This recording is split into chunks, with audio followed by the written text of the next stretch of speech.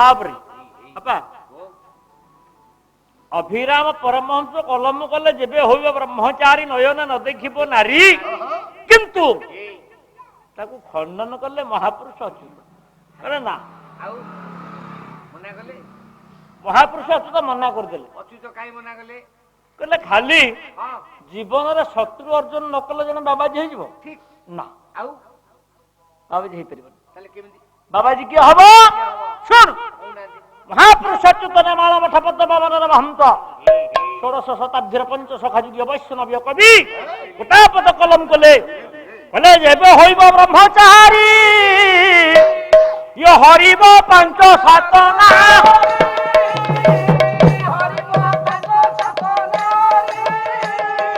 ଇଏ ହରିବ କହିଲେ ଯଦି ବ୍ରହ୍ମଚାରୀ ହବୁ ବାବାଜୀ ହବୁ କଣ କରିବୁ 5-7 ନାରୀକୁ ହରଣ କର ତାହେଲେ ବାଜି ଯଦି 5-7 ନାରୀ ହରଣ କରି ତାହେଲେ ବାଜି ହବ ହଁ 5-7 କେତେ ଅଚ୍ୟୁତ ମହାପୁରୁଷ କହିଲେ 5-7 ନାରୀକୁ ହରଣ କଲେ କେତେ ଜଗତର ବାବା 12 ଯେ 12 ନାରୀ ହରଣ କରିବ ସେ ବାଜି ହବ 12 ନାରୀ କଣ 12 ନାରୀ ଯିଏ ହରଣ କରିବ 12 ନାରୀ କିଏ କଣ ବେଶ୍ୟା ବେଶ୍ୟା କିଏ କହିଲୁ ଦେଖିବା ବେଶ୍ୟା 12 ନାରୀ ରହ ବେଶ୍ୟା କାହାକୁ କୁହନ୍ତୁ ବେଶ୍ୟା ହଁ ये बेश्या तुम आज जान कौन ये भुवनेश्वर 4 नंबर मार्केट कंट्री ठिया मां बापा मान जति बसचंदे र बेश्या जगत में अमंगल आज्ञा बापा बेश्या जगत में अमंगल जगत में अमंगल बेश्या ठू मंगलकारी जगत भितर केही ना आपण घरे गोटे धर्म अनुष्ठान हौ यज्ञ हौ अष्टप्रहरी नाम यज्ञ हौ माटी आसो कौटू ब्राह्मण गोस्वाई लिखिथब कहले देखिछंती चिठा देखिछंती केबे कौटू बेश्या द्वारा माटी चिठार लिखा है तो देखंतु बोले काहे की बापा जदि बेश्या जगत पई अमंगल ये बेश्या द्वारू माटी लइले आपण घर कौन मंगल काम हेई परिबो ना हेई परिबोनी काहे की बापा गोटे छंद गाइबी शुणिबू छंद गाउछु शुणु बापा गोटे छंद गाइबी हां बोले बेश्या थिला जे जोरबा जाला जी विश्व कर तारे जाला जी विश्व कर राम रूप अवतरण होई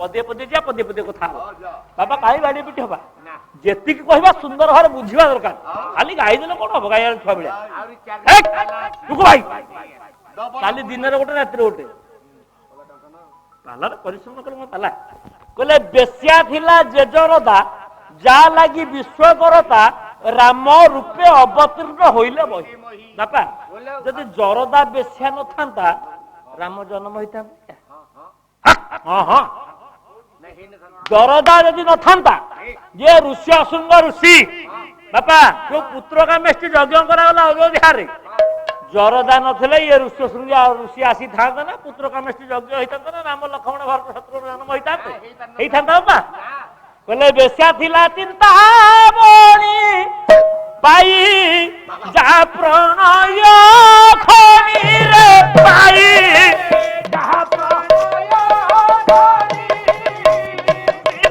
मंगल मंदिर अपारे रही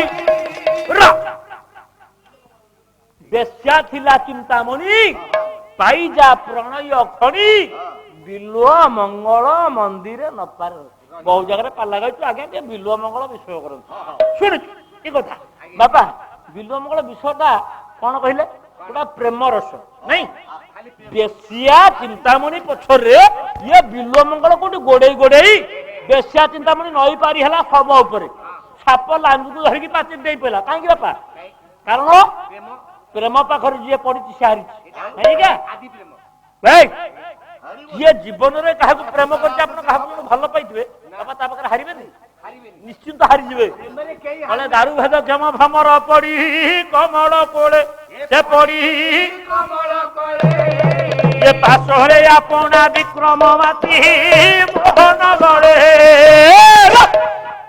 ସୁନ୍ଦର ନ୍ୟାୟ ପୁରାଣ ଭିତରେ ବଢିଆ ବଢିଆ କଥା ଖାଲି ବୁଝିବା ଦରକାର। କହିଲେ ଦାରୁ ଭେଦକ୍ଷମ ଭ୍ରମର ପଡ଼ି କମଳ କୋଳେ। ବାପା ଦାରୁ କହିଲେ କାଠ, ଯୋଉ ଭଁରଟା ଶକ୍ତିଶାଳୀ କାଠ, ତାକୁ କଣା କଲା ଭଳି ଶକ୍ତି ଯୋଉ ଭ୍ରମର ପାଖରେ ଅଛି, ଭଁର କଣା କରିଦେବନି କାଠକୁ। କିନ୍ତୁ ଦିନେ ଗୋଟା ପଦ୍ମ ଫୁଲ ପ୍ରେମରେ ପଡିଗଲା, ଗୋଟା କଅଁଳିଆ ପଦ୍ମ ଫୁଲର ପ୍ରେମରେ ପଡିଗଲା, ତା ଭିତରୁ ମଧୁ ସଂଗ୍ରହ କରୁଛି। ସନ୍ଧ୍ୟା ହେଇଗଲା, ପଦ୍ମ ଫୁଲ ମୁଦ୍ରିତ ହେଇଯାଇଛି, ତା ଭିତରେ ଭଁରଟା ଅଛି। ରାତି ଅଧ ମତକ ଯୋଉ ହାତୀ ଆସିଲା, ଜଳ ପୁଳାଏ ପିଇଲା, ପାଣି ପିଇଲା, ଯୋଉ ପଦ୍ମ ଫୁଲ ଭିତରେ ଭଁର ଅଛି ସେ ଫୁଲଟାକୁ ଶୁଣ୍ଡରେ ବୁଲେଇକି ନେଇ ଗୋଡ ତଳେ ଚାପିଦେଲା, ଭ୍ରମର ମଲା। ଆଚ୍ଛା, ଯୋଉ ଭ୍ରମରଟାର ଶକ୍ତି ଗୋଟେ କାଠକୁ ଭେଦ କରି ପଳେଇ ଆସିବା କଥା, ସନ୍ଧ୍ୟା ସମୟରେ ଯେତେବେଳେ ଦେଖିଲା ମୁଁ ପଦ୍ମ ଫୁଲଟା ବନ୍ଦ ହେଇଗଲାଣି, ଆ ଭିତରେ ରହିବି, ଅଜନ୍ତୁରୀ ହେବି, ସିଏ ବାପା ଦାରୁ କଅଁଳିଆ ପତ୍ରକୁ ବା କଅଁଳିଆ ପାଖୁଡାକୁ ଭେଦ କରିକି ଆସିନଥାନ୍ତା? କାହିଁକି ନା ପ୍ରେମରେ ପଡିବ।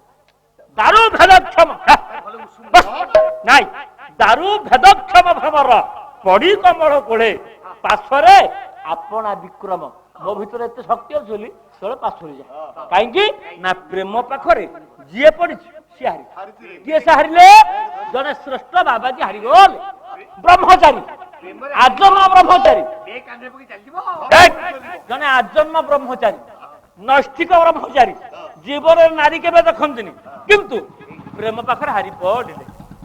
ବିଶ୍ୱ ଦରବାରରେ ଛୋଟିଆ ବାଜି ନୁହଁ ବାପା, ତିନିପୁରର ବାବାଜୀ।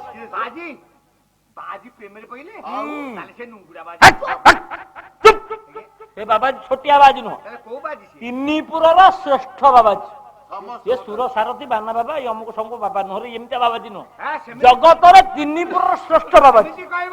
କଣ ସୁର ବାବାର ବାହାଘର ସାରଥୀରେ ଚଉଠି, କୋଣାର୍କ ବାନା ବାବା କହୁଛି ମୁଁ ଶୋଇବି କୋଉଠି, ମୋ ଘର ଭାଙ୍ଗି ସେ ବାବାଜୀ କଥା କହିବି।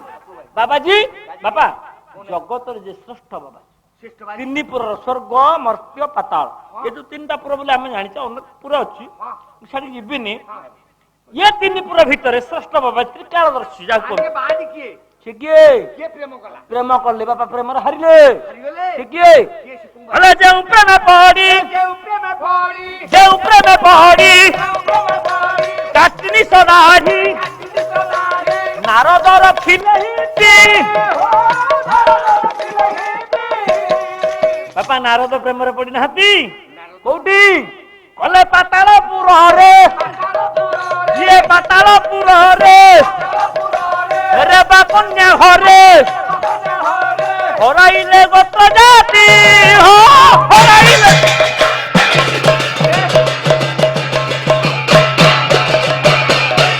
ହରାଇଲେ। କହିଲେ ଯେଉଁ ପ୍ରେମେ ପଡି କାଟି ନିଶ ଦାଢି ନାରଦ ରଖିଲେ ହିପି, ପାତାଳପୁରରେ ରେବା କନ୍ୟା ଘରେ ହରାଇଲେ ଗୋତ୍ର ଜାତି। ନାରଦ ଜଟାକୁ କାଟି ହିପି ରଖିଲେ, ପ୍ରେମରେ ପଡିଗଲେ। ପ୍ରେମରେ ହାରି ନାହାନ୍ତି ବାପା ନାରଦ। ପାତାଳପୁର ରେବା କନ୍ୟା ଚଣ୍ଡାଳୁଣୀ କନ୍ୟାକୁ ବିବାହ କରିବା ପାଇଁ ମନ ବଳେଇ ନାହାନ୍ତି? ଅଛି ପୁରାଣ, ଦେଖନ୍ତୁ ଭଲ କି। ଖାଲି କଣ ନାରଦ ହାରିଲେ, ଜଣେ ଦେବତା ହାରିଲେ ପ୍ରେମରେ। ସେ କିଏ? ଋଷି ଖାଲି ହାରିଲେନି, ଜଣେ ଦେବତା ବି ହାରିଗଲେ ପ୍ରେମ ପାଖରେ ହାରିଲେ। ସେ କିଏ ବାପା? ବୋଲେ ଯେଉଁ ପ୍ରେମେ ପଡି ଚନ୍ଦ୍ର ଦେବତାଙ୍କ ଇଏ ବଢିବା ଛିଡିବା ନାଟ,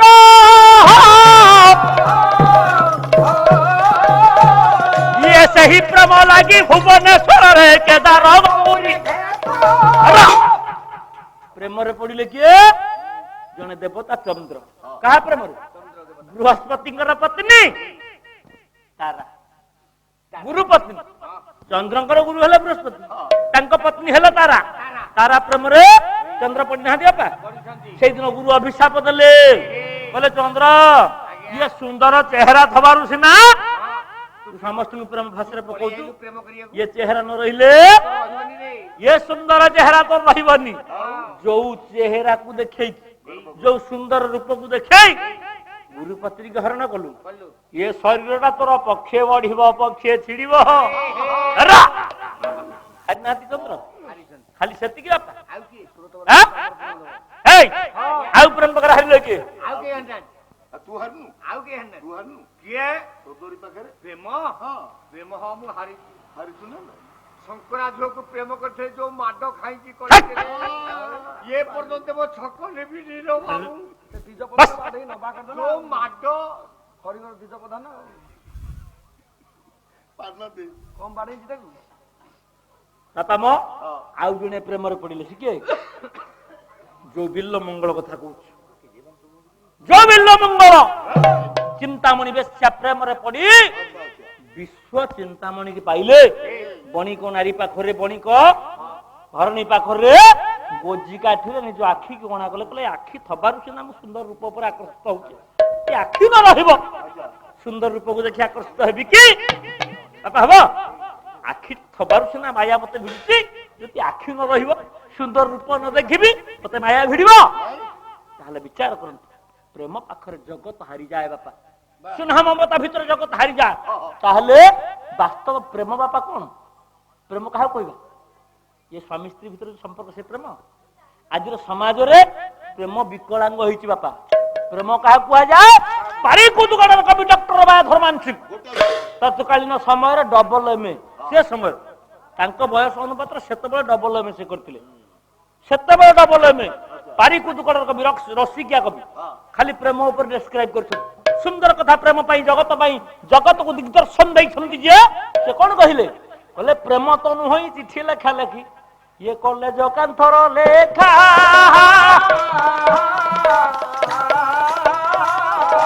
वास्तव प्रेम जे करी बसी थाए जीवने हुई देखा बोला प्रेम तो नुह चिठी लेखा लेखी प्रेम नुह कॉलेज कांथरे कहा ना को ना जुड़ी लिखित से प्रेम नुह वास्तव प्रेम जे करी बसी थाए जीवन हुई देखा प्रेम कहा का भीतर हुए बाप झील भितर प्रेम हुए माँ पुओ भितर प्रेम हुए भाई भौणी भितर प्रेम हुए स्वामी स्त्री भितर प्रेम हुए उपासी उपासक भितर प्रेम हुए जीव परम भितर प्रेम हुए जड़ चेतन भितर प्रेम हुए से प्रेमटा बापा केमती स्वामी स्त्री भितर प्रेम जो प्रेम हूँ दैहिक प्रेम किंतु शाश्वत प्रेम भाई भौणी भीतर जो प्रेम थाए जो भल पाइबा थाए बापा पुओ को भल पाइबा भीतर जो भल पाइबा थाए जो स्नेह थाए जो ममता थाए जो प्रेम थाए बा पुओ को भल पाइबा भीतर जो स्नेह ममता प्रेम थाए वास्तव प्रेम प्रेम दी प्रकार गोटे शाश्वत गोटे दैहिक गोटे शाश्वत प्रेम आ गोटे दैहिक प्रेम जहाको आपणकर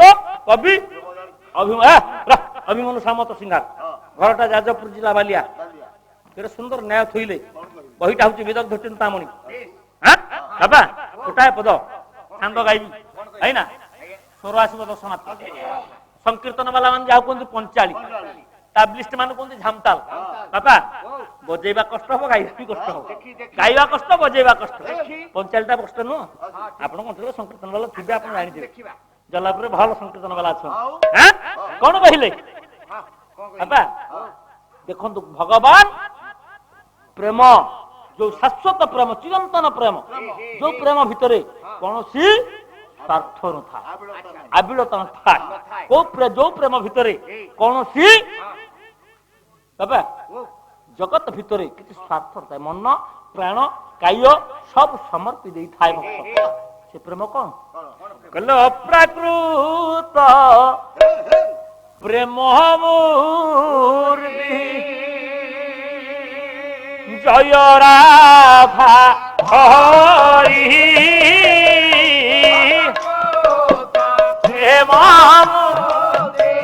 जय राधा हरि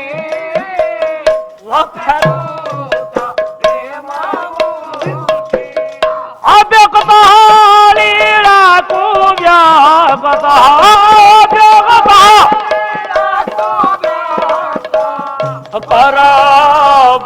करबदरी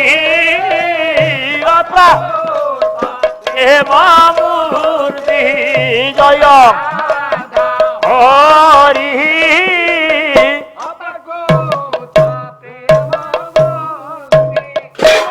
जीवन रे जदि प्रेम करवा शिखुच राधा कृष्ण प्रेम भलिया प्रेम शिख बापा राधा कृष्ण दैहिक प्रेम अच्छी राधा कोटी माई कृष्ण कोटी भणजा नहीं क्या दनीदास लोक मना कले नाई मो कृष्ण भणजा नुह कि राधा माई नुह बोले राधा कृष्ण दुहे भाई भौणी ଏ ରାଧାକୃଷ୍ଣ ନୁହେଁ ଭାଇ ଭଉଣୀ ये राधा कृष्ण दुहे भाई भौणी ରାଧାକୃଷ୍ଣ ନୁହେଁ ଭାଇ ଭଉଣୀ यह न जानती गोप तरुणी ଏହା ନ ଜାଣନ୍ତି ଗୋପ ତରୁଣୀ।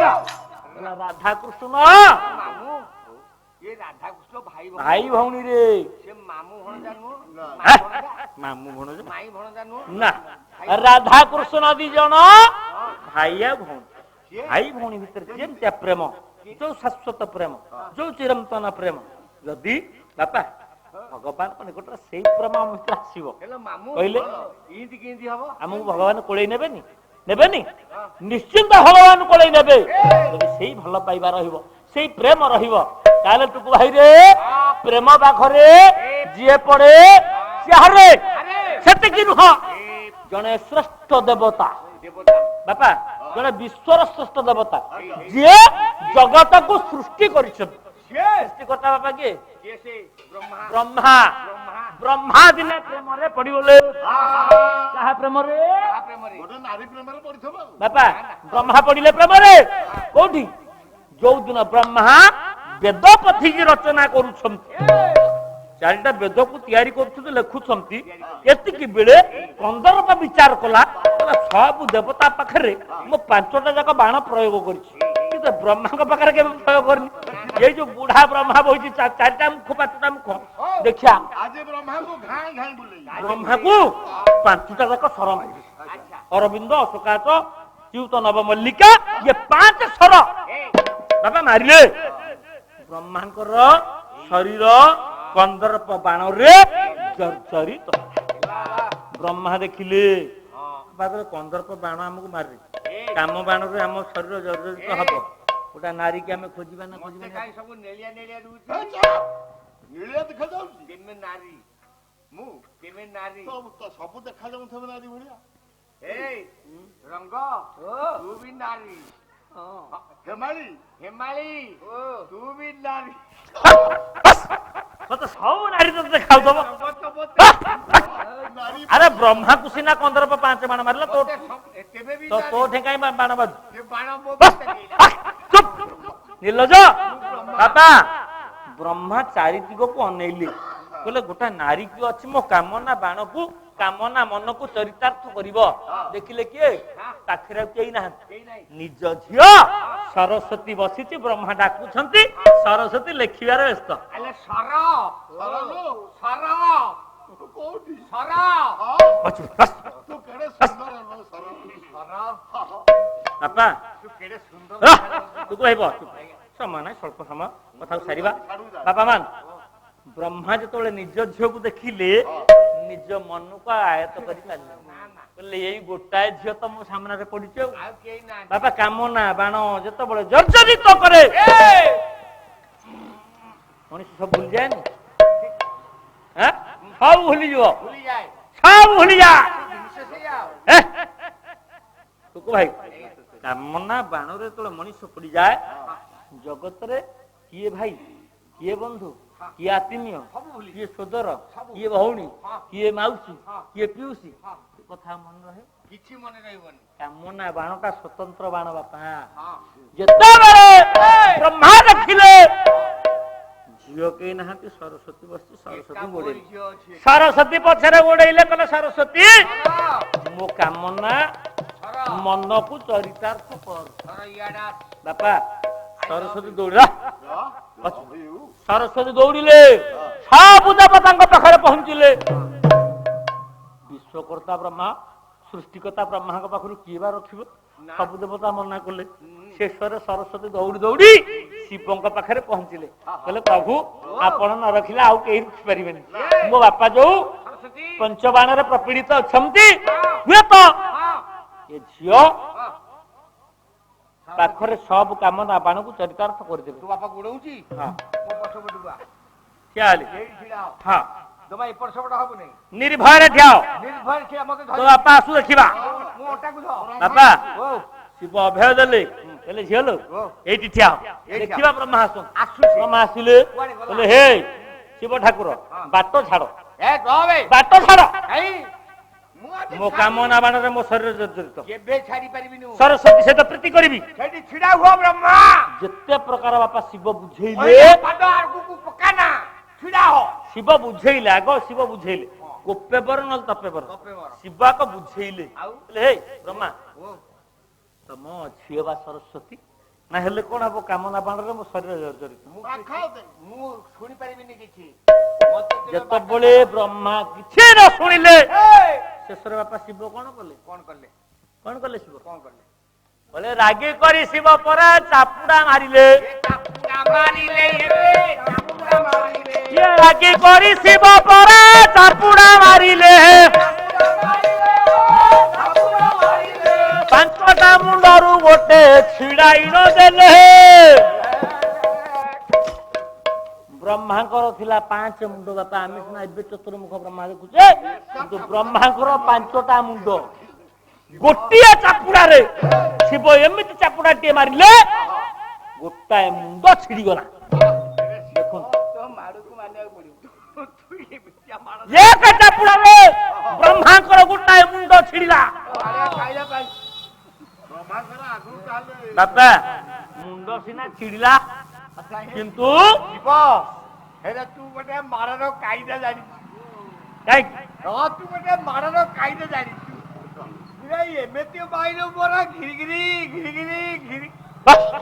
ଘିରି ବାପା ମୋ ଶିବଙ୍କର ଗୋଟାଏ ମୁହେ ବ୍ରହ୍ମାଙ୍କର ଗୋଟାଏ ମୁଣ୍ଡ ଯେତେବେଳେ ଛିଡିଗଲା ଶିବଙ୍କ ହାତରୁ କିନ୍ତୁ ଖସିଲାନି। ଶିବଙ୍କ ହାତରେ ମୁଣ୍ଡ ଆଉ ଖସିଲାନି। ଯେମିତି ନ ଖସିଲା ଶିବ ବିଚାର କଲେ କହିଲେ ବ୍ରହ୍ମ ହତ୍ୟା ତ କରିଛି, ବ୍ରହ୍ମ ଚାପୁଡା ମାରିଛି, ବ୍ରହ୍ମାଙ୍କର ମୁଣ୍ଡ ଗଳେଇଛି, ମୋ ହାତରୁ ଶିବ ବ୍ରହ୍ମାଙ୍କର ମୁଣ୍ଡ ଗଳୁନି। ବାପା ବ୍ରହ୍ମା କଣ କଲେ? ସବୁ ତୀର୍ଥ ବୁଲିଲେ। ଯେତେ ତୀର୍ଥ ଜଗତରେ ଥିଲା ସବୁ ବୁଲିଗଲେ ସିନା ମୁଣ୍ଡ କିନ୍ତୁ ଖସିଲା। ଶେଷରେ ଶ୍ରୀକ୍ଷେତ୍ର ଧାମରେ ମହୋଦଧିରେ ସ୍ନାନ ସାରି ସମୁଦ୍ରରେ ଗାଧେଇଲେ। କଳ୍ପବଟ ତଳେ ଠିଆ ହେଲେ। ଲକ୍ଷ୍ମୀ ନୃସିଂହଙ୍କୁ ଡାକିଲେ କହିଲେ ଠାକୁରେ ବ୍ରହ୍ମ ହତ୍ୟା କରିଛି, ବ୍ରହ୍ମ ଚାପୁଡା ମାରିଛି, ବ୍ରହ୍ମାଙ୍କର ମୁଣ୍ଡ ଛିଡେଇଛି, ମୋ ହାତରୁ ମୁଣ୍ଡ ଗଳୁନି ବ୍ରହ୍ମାଙ୍କର, କଣ ଗୋଟେ ଉପାୟ କର। ଏତିକି କହିଲା ମାତ୍ରେ ଶିବଙ୍କ ହାତରୁ ପରାଇବେ ମୁଣ୍ଡଟି ଗଳିଲା।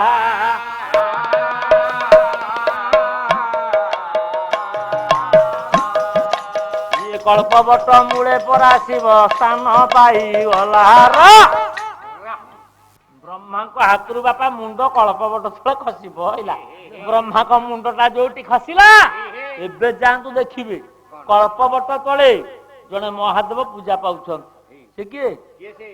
ଯୋଉ ଜାଗାରେ ବ୍ରହ୍ମାଙ୍କର ମୁଣ୍ଡ ଖସିଲା, କପାଳ ଖସିଗଲା, କହିଲେ କପାଳ ମୋଚନ ମହାଦେବ ପୂଜାଟି ପାଇଲେ।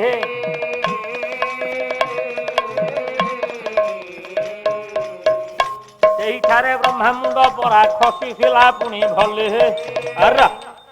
ବ୍ରହ୍ମାଙ୍କର ମୁଣ୍ଡଟା ସେଇଠି ଖସିଲା, ଶିବଙ୍କ ହାତରୁ ଖସିଲା ବୋଲି ତାଙ୍କ ନାଁ ହେଲା କପାଳ ମୋଚନ ମହାଦେବ। ନାହାନ୍ତି ଦେଖୁନାହାନ୍ତି କଳ୍ପବଟ ମୂଳରେ ନାଇଁ ବାପା। ଶ୍ରୀକ୍ଷେତ୍ର ଭିତରେ ପୁରୀ ଧାମ ଭିତରେ ଅନେକ କଥା ବହୁତ କଥା ଅଛି। କାହିଁ କାଳିଆ ଶାନ୍ତ ଅଧ୍ୟକଳା ଅଧ୍ୟକଳା ବହୁତ କଥା। ବୋଲ ଦିନ ଜନ ଶରଣ ରକ୍ଷଣ ମହାବାହୁ, ବୋଲ ଦିନ ଜନ ଶରଣ ରକ୍ଷଣ ମହାବାହୁ। ଆନନ୍ଦ ସାଗରେ ସର୍ବେ ଏକ ସ୍ୱରେ ହରି ବୋଲ ହୁଳହୁଳି କର ତାଳି ଦିଅ ଈଶ୍ୱର ଦୁଃଖ ଯାଉ।